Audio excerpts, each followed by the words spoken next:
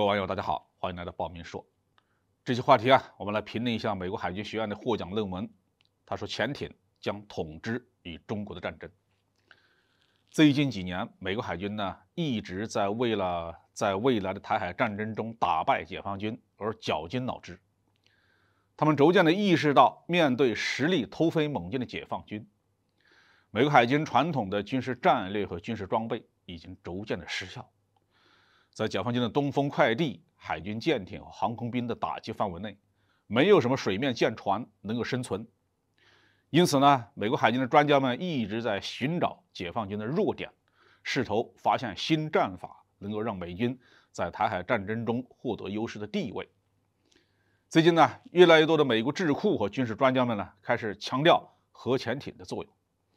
美国海军学院最近有一份获奖论文，认为美国海军可以利用核潜艇来击败解放军。这篇论文引用英国历史学家约翰·基根对第二次世界大战海战的研究成果，得出潜艇制胜论，指出潜艇对水面舰船的威胁会变得越来越大，未来海面将空无一物，明天的战斗人员将完全在海浪以下活动。二战之后世界上发生的唯一一次大规模的海战是英阿的马尔维纳斯群岛战争。在那场战争的开始阶段，英国皇家海军的攻击型核潜艇征服者号击沉了阿根廷海军的主力舰贝尔格纳洛将军号巡洋舰，导致阿根廷海军的其余的舰船在此后的大部分时间里都只能是躲在港口内不敢出来。因此阿根廷的海军对战争没有多少贡献。作者认为，这再一次证明了潜艇制胜论。而在中美军力对比中，核潜艇恰恰是解放军的一个弱点，又恰恰是美军领先最多的一个强项。因此作者建议在未来的台海战争中，美军必须充分的利用这个优势。按照论文作者的设想，美国海军要派遣大量的核潜艇偷入第一岛链，向中国沿海陆上目标或水面舰艇发射大量的远程巡航导弹，可重创中国的经济，并导致解放军跨海登陆台湾失败。因此这将是美军最大的取胜之道。但是为了实现这一战术作者认为美国海军仍然有缺点需要克服，即能够使用的核潜艇的数量不足，一次性发射的巡航导弹的数量不够，对中国目标形成致命性的打击。美国海军目前拥有68艘核潜艇，其中包括14艘俄亥俄级的弹道导弹核潜艇，它们是没有常规作战能力的，仅承担战略核威慑任务。因此在台海战争中不能直接参战。有4艘俄亥俄级的核潜艇被改造成巡航导弹核潜艇，它们的3叉戟第5弹道导弹发射管被改造成能够容纳7发战斧巡航导弹的弹槽。24个弹道导弹发射管中，有2个被改造成特种作战部队使用的潜水器舱，剩下的22个弹道导弹发射管可以容纳154发战斧，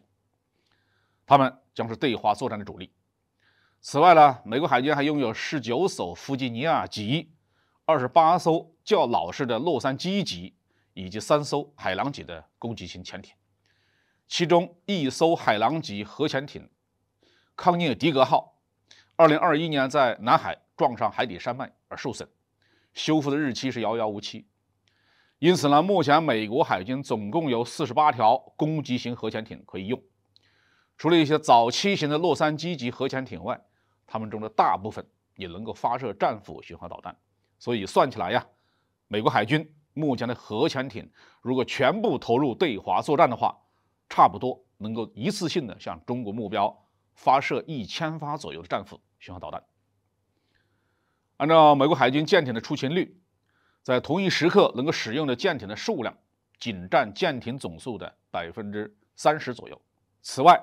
美国海军还需要在大西洋、北冰洋以及地中海这些水域保持一定数量的核潜艇，来威慑其他方向的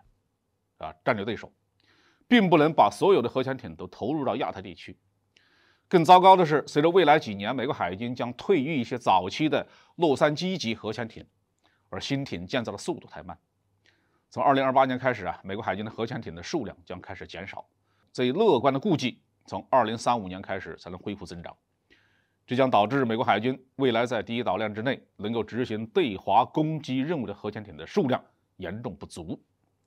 因此呢，论文建议美国海军应该将更多的俄亥俄级的弹道导弹核潜艇改造成巡航导弹核潜艇。这样的话呢，能够对中国目标发射的战斧巡航导弹的数量将大幅度的增加，而美国的战略核力量依靠空基和陆基核力量就足够保持对中国的优势。应该说这篇论文呢是美国智库近些年来众多鼓吹用核潜艇对付中国的文章中的最新的一篇，值得引起我们的重视。我军呢必须把增强反潜能力作为优先级别的任务来落实。好，这句话题我们就说到这里。